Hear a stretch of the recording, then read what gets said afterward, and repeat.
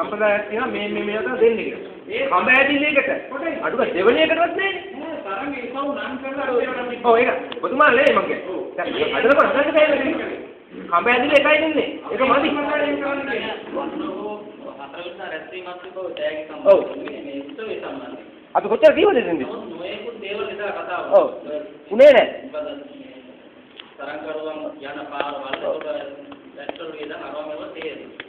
කොහොමද දැනගි සිද්ධීම සම්බන්ධයෙන් කිසිම අවස්ථාවකදී මේ අවධානයට ලක්වන මම පස්සේ පළමු වතාවට කියා මේ ගැන කොහොමද මේ දැනගි වෙන්නේ.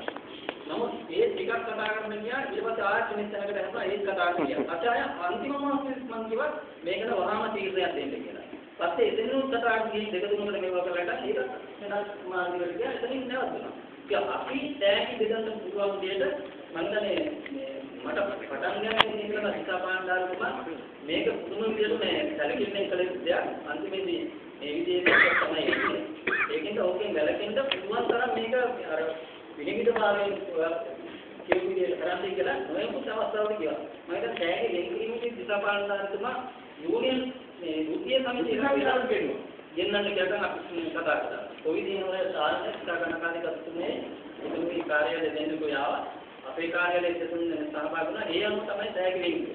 ඒක මෙතන මම නම් දක්න දේ එකම දේ තමයි අවුරුද්දේ රැහැති කියන නිසා කිසිම සංවිධානයක කටයුත්තක් නියමානුකූලව නෙමෙයි. ඒක තමයි මේක ප්‍රධාන හේතුව.